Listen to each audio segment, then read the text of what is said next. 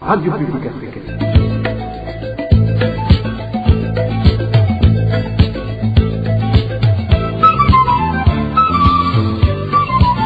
Radio Publique Africaine.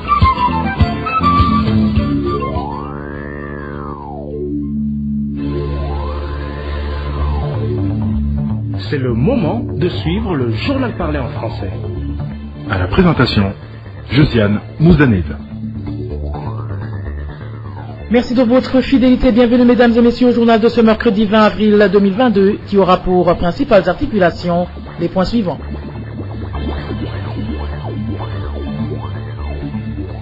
Relaxation de la mesure gouvernementale interdisant l'accès aux vélos, aux motos et aux tricycles au centre-ville de Bujumbura. La mesure concerne uniquement les privés qui n'utilisent pas ces engins pour des fins commerciales.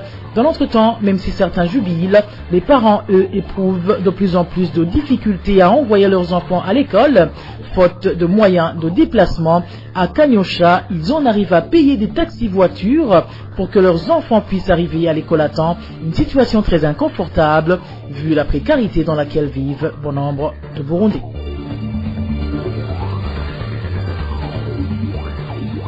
Les administratifs à Mngaro appelés à faire respecter la loi au lieu d'être les premiers à la fouler aux pieds. À Kayokwe, les habitants accusent les autorités d'être derrière la pénurie du sucre depuis qu'ils ont pris en main la distribution de cette denrée, une distribution qui se fait selon les affinités. Vous le suivrez dans ce journal. Dans ce journal, nous vous ferons également part de certaines lumières apportées par le ministre ayant en charge l'éducation dans ses attributions sur les questions à l'origine du dysfonctionnement de ce secteur. Ce sera dans la deuxième partie de ce journal. Voilà pour le sommaire. Bien le bonsoir chez vous mesdames et messieurs. Dans quelques poussières de secondes, le développement de ces titres.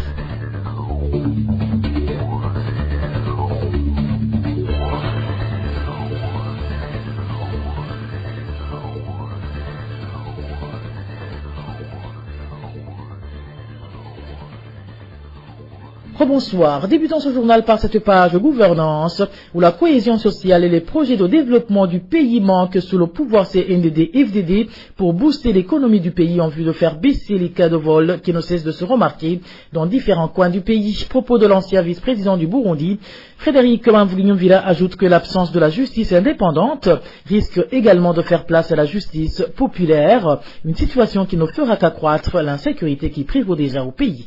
Suivez plutôt Frédéric Bamvuginyumvira, ancien vice-président du Burundi.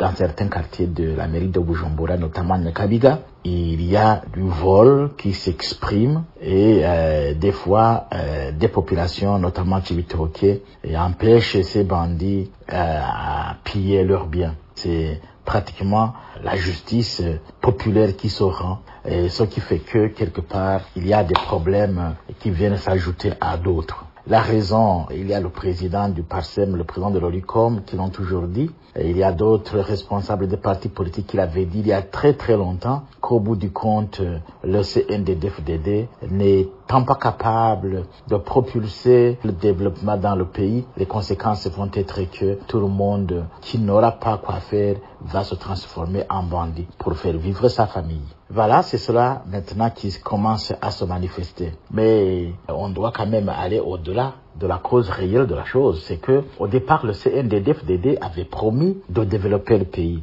Mais développer le pays, c'est quoi? C'est d'abord réconcilier les Burundais parce que nous avions des problèmes de réconciliation. Il n'y a pas encore le pays comme tel parce que dès lors que les Bahutus, les Batutsi, les Batois ne se sentent pas déjà d'abord comme Burundais, avant de se sentir des Bahutus, des Batutsi, la question reste posée. Donc, le chemin est encore long. Deuxième élément, c'est qu'on ne peut pas développer pour autant qu'on n'a pas encore étudié le terrain. On développe le pays à partir des analyses socio-économiques qui se mènent dans le pays pour savoir quel projet qui conviendrait dans telle ou telle région. Et ces projets, une fois réalisés, permettraient l'échange des produits moyennant l'argent. Et ça permet la circulation de l'argent. Et c'est ça l'économie d'un pays. Malheureusement, nous avons observé que du côté du CNDD-FDD, seules certaines autorités ont le droit de manipuler l'argent qui vient du peuple, des recettes. Et ce sont ces hauts responsables qui s'accaparent de nos richesses alors que justement le pays vit dans la plus grande misère qui puisse exister. Et par conséquent, ce que nous sommes en train d'observer va s'empirer sur le terrain. Je crois que c'est le moment de prendre conscience, de nous donner des consignes et agir à temps, si ce n'est pas encore tard, pour redresser la situation. Frédéric Wamvliumvila intervient après que cette Imbonerakure ait été attrapée en flagrant délit en train de voler dans les ménages et champs de culture des citoyens de la commune de Lugombo en province Chibitoke, des infractions qui n'ont pas été sanctionnées. La gouvernance, c'est aussi le relâchement gouvernemental en ce qui concerne l'interdiction d'accès aux bicycles et tricycles dans certaines zones de la mairie de Bujumbura. Dans une réunion d'évaluation de la dite mesure tenue ce mardi, le ministre de l'Intérieur et de la Sécurité publique, Gervais Ndirakobucha, a annoncé que dorénavant la mairie procédera au recensement des détenteurs des motos privées, des vélos de sport et des motos DJ Okuki pour leur accorder une carte de licence qui leur permettra de se déplacer. Toutefois, le ministre Gervais Ndirakobucha a précisé que les couloirs qu'emprunteront certains de ces engins seront destinés à l'extrémité de la ville. Suivez Gervais Ndirakobucha, ministre de l'Intérieur, de la Sécurité publique et du Développement communautaire. Ceux qui veulent faire le contrôle technique approcheront les experts qui seront en collaboration avec l'administration afin qu'ils leur donnent un couloir par lequel passer. Ce couloir ne passera en aucun cas par le centre-ville, mais plutôt à l'avenue du Large. Ils devront contourner la ville et ils devront surtout s'y rendre très tôt le matin et quitter les enceintes de l'Otraco vers la fin de l'après-midi, après les heures de travail. Ou alors, les experts devront voir s'il n'y a pas moyen de fixer un seul jour auquel pourra se faire le contrôle technique pour ces engins. Malheureusement, il me semble que l'Otraco n'ouvre pas ses portes les samedis.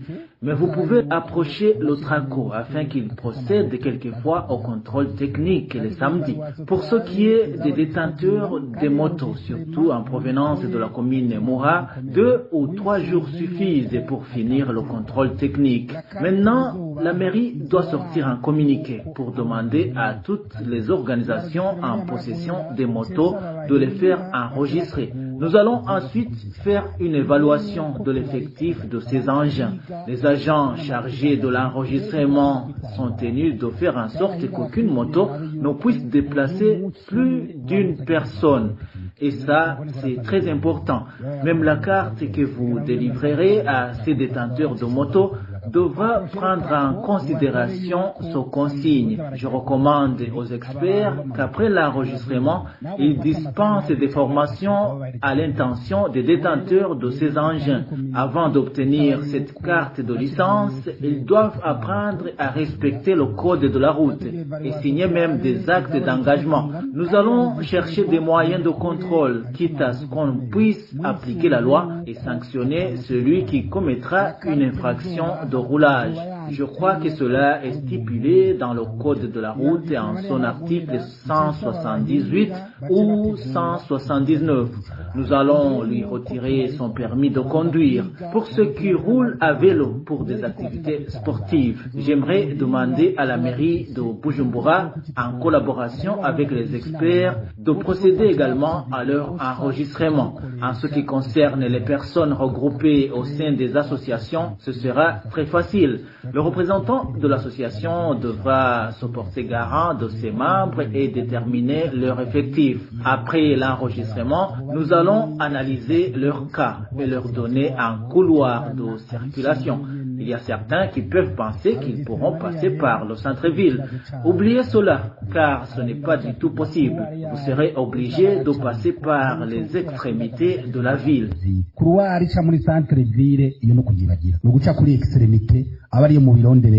En parlant justement de cette mesure interdisant les motos, les vélos et les tricycles au centre-ville, les élèves de la zone Kanyosha ont de plus en plus du mal à se rendre à l'école à cause du manque de moyens de transport. Les parents de ces élèves disent que cela fait que leurs enfants sont toujours en retard, une situation qu'ils ne voient pas comment se sortir dedans, vu qu'ils sont dans l'impossibilité de se procurer journalièrement l'argent de leur pays des taxis. Émile Nibasumba pour plus de détails.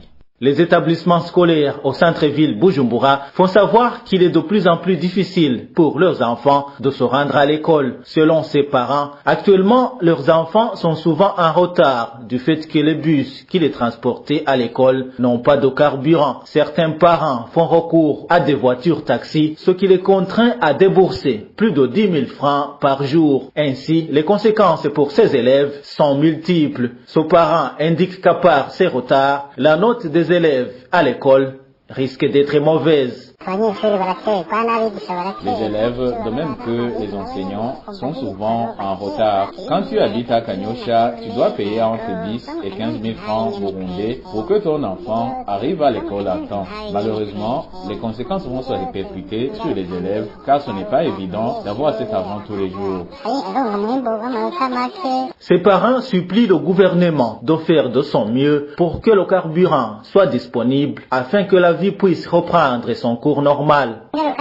Les conséquences se sont largement manifestées et tout cela est dû en grande partie au manque de carburant, raison pour laquelle nous demandons au gouvernement de prendre en main ce problème et de disponibiliser le carburant afin que les activités puissent reprendre comme avant. C'est vraiment dommage de voir les gens passer des heures et des heures sur les parkings dans l'attente des bus qui viennent à compte-gouttes. Actuellement, certains parents craignent que leurs enfants ne se voient obligés de rater les cours, faute de moyens de transport. Je vous le disais en titre, certains habitants de la commune Kayopé en province Ngaro accusent les administratifs de s'approprier illégalement la distribution du sucre. Ils font savoir qu'au lieu de réglementer ce commerce, ces derniers aggravent plutôt la pénurie de ce produit. Ilos Divin, Remesha. Au moment où l'administration est appelée à surveiller la distribution du sucre afin que toute la population soit servie, la commune Kayokwe échappe à la règle. En effet, certains habitants révèlent que certains administratifs exigent aux grossistes de leur céder la place, ce qui ne fait qu'accentuer la pénurie de cette denrée, comme en témoigne cet habitant de la place.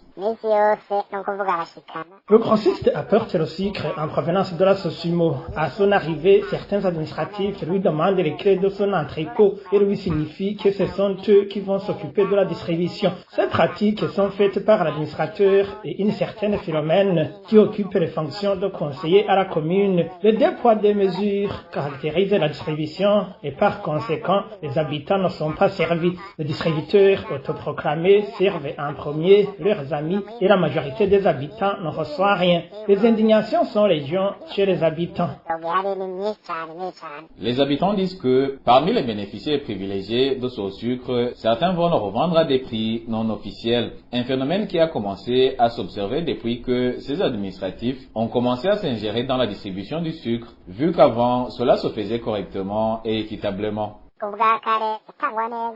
Avant, le sucre était bien distribué par le grossiste. Il demandait aux administratifs à la base, comme les chefs de quartier ou collinaires, de lui faire des listes des habitants. Par la suite, il planifiait la distribution compte tenu du nombre des habitants et de la quantité de sucre disponible afin que chaque habitant soit servi. Et il le faisait correctement, sans favoritisme. Nous, les habitants, nous demandons que la distribution soit réattribuée à ce grossiste et que le rôle des administratifs se limite à la surveillance et au suivi. La rédaction de la RPA a essayé de joindre en vain Honoré Atungimana, administrateur de la commune Kayokwe, pour recueillir sa réaction. Ilos Divin Remisha. L'autre secteur qui ne marche pas à Mngaro est celui de l'agriculture, où les cultivateurs craignent une famine imminente. Au cours des prochains mois, ils indiquent qu'ils ne vont rien récolter cette saison suite au manque d'engrais FOMI. Même le peu de fertilisants qu'ils ont eu ne leur a pas été bénéfique car leur octroyé tardivement. Le point avec Marie-Ange Ilakodze. Le manque de l'engrais FOMI au cours de cette saison culturelle a beaucoup affecté les agriculteurs en province Mngaro. Ces derniers indiquent qu'ils ont sémé sur un petit espace par rapport aux années précédentes suite à cette carence d'engrais FOMI. Pourtant, ils ont payé à temps tout l'argent nécessaire pour avoir ce fertilisant et regrettent qu'il n'ait eu qu'en quantité très minime, voire insignifiante par rapport à la quantité voulue. À titre illustratif, celui qui a fait une commande de 5 sacs d'engrais FOMI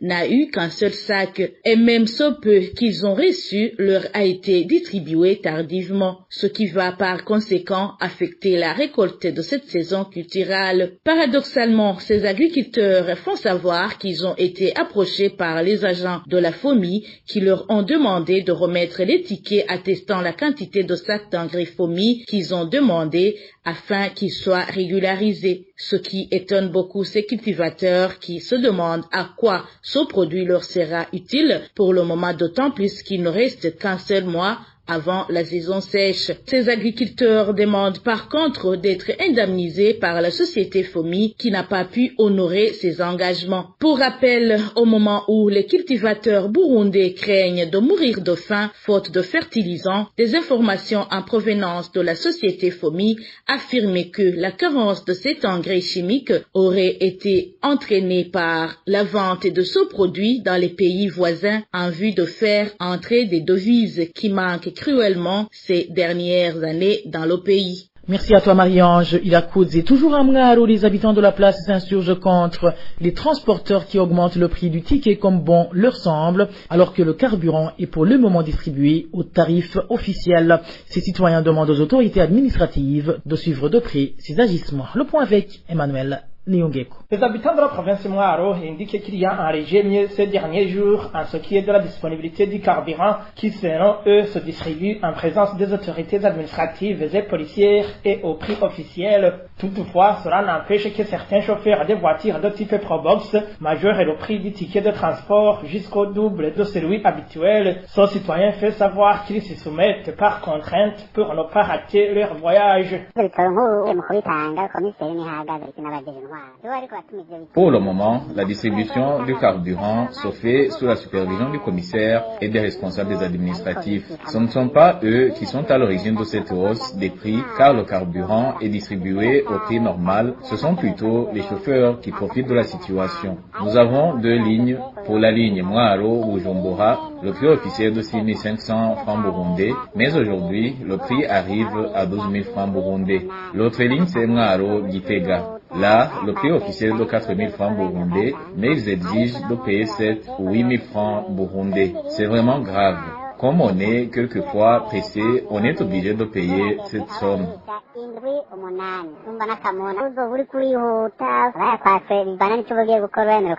Autre chose qui frustre ces habitants, révèlent nos sources, c'est le fait qu'on leur exige de payer cet argent avant qu'ils n'arrivent à destination. D'où ils demandent aux responsables administratifs de prendre en main cette question afin d'éviter à la population d'être toujours victime de ces chauffeurs.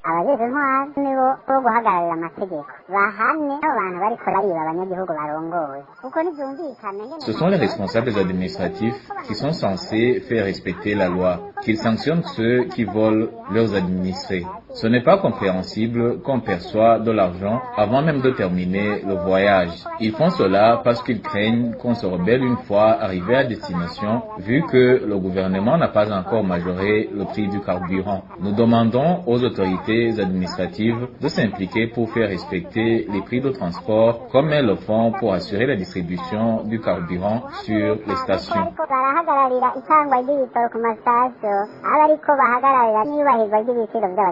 À ce propos, la rédaction de la RPA a tenté de joindre le colonel Gaspard Gassanzwe, gouverneur de la province Mwaro, mais il est resté injoignable. Merci à toi Emmanuel Niyongeko. Une courte pause et nous abordons la page éducation de ce journal. RPA. La création des réseaux scolaires vise l'entraide entre les établissements. C'est du moins ce qu'a expliqué le ministre de l'Éducation nationale et de la Recherche scientifique, François Habyarimana. C'était ce mardi lors de la présentation du bilan trimestriel de son ministère suivi. Les écoles qui sont dans la même localité, ils travaillent dans le même environnement. Cependant, il y a certaines écoles d'entre elles qui ont plus de moyens, plus de matériel didactique, plus d'enseignants que d'autres. Alors, compte tenu de ce problème, nous avons voulu qu'il y ait une entraide entre ces écoles. Nous avons voulu qu'il y ait une entraide entre les enseignants des différentes écoles qui se trouvent dans la même localité. Et pour y parvenir, nous avons alors créé ce qu'on appelle des réseaux scolaires. Alors, pour qu'il y ait cette entraide, il faut effectivement que les écoles d'abord passent le même examen afin de pouvoir déceler les forces et les faiblesses de telle ou de telle école pour que l'enseignant qui a pu avoir une bonne réussite puisse donner des stratégies à son collègue dont les élèves n'ont pas pu réussir le même examen. Cela n'est pas possible si on ne donne pas le même examen pour comparer le niveau des élèves et ensuite permettre aux enseignants, je dirais, les plus performants d'aider les enseignants moins performants pour rectifier le tir. François Avdalimana a également répondu à la question de savoir pourquoi, pour accéder au pôle d'excellence à l'université, la note exigée pour les lauréats des écoles d'excellence est inférieure à celle exigée pour les autres élèves. Encore une fois, François Avdalimana. La note est retenue pour avoir accès au pôle d'excellence universitaire. On a placé la barre très bas pour les écoles d'excellence, au moment où on a placé la barre très haut pour les élèves qui ont suivi les enseignements dans les autres écoles. Je dois vous dire que c'est vrai que l'organisation des enseignements, c'est pour l'intérêt individuel, mais en grande partie, c'est pour l'intérêt collectif, c'est pour l'intérêt de notre pays. Nous avons constaté que à la faculté de médecine, si on prend la note d'accès, la même note pour les lauréats des écoles d'excellence et la même note pour les lauréats des autres écoles, le gros des étudiants viennent des écoles de la mairie de Bujumbura. Et on se pose la question de savoir qu'ils vont aller travailler dans les hôpitaux de l'intérieur du pays, surtout que nous savons que la plupart des médecins sont réticents pour aller travailler à l'intérieur du pays. Les enseignants aussi ne veulent pas travailler à l'intérieur du pays. Et alors, si nous sommes en train de former des membres du personnel de notre pays pour travailler seulement en mairie de Bujumbura, qui va s'occuper des malades qui sont dans les hôpitaux de l'intérieur du pays. Et pour cette raison, nous avons donc jugé bon de privilégier les lauréats des écoles d'excellence, parce que nous sommes sûrs que les lauréats des écoles d'excellence viennent de toutes les provinces de notre pays. Et donc, en privilégiant ou en favorisant ou en plaçant la barre très bas pour les lauréats des écoles d'excellence, on est sûr que nous aurons prochainement des médecins qui viendront de toutes les provinces et qui n'auront pas de problème pour aller travailler à l'intérieur du pays. Le ministre François Avdalimana a aussi promis de mettre en place une commission qui analysera la question d'appellation du diplôme des lauréats de la faculté de médecine dans l'actuel système d'enseignement, mais il a assuré que ce diplôme aura la même valeur que celui de l'ancien système. Et voilà, c'est sur ces explications du ministre de l'Éducation nationale et de la Recherche scientifique que prend fin le journal en français de ce mercredi 20 avril 2022. Merci à toutes et à tous pour votre aimable écoute. Merci aussi aux équipes rédactionnelles et techniques pour le travail abattu. À la présentation de ce journal, vous étiez avec Josiane Muzaneza. Passez de bons moments chez vous. Au revoir.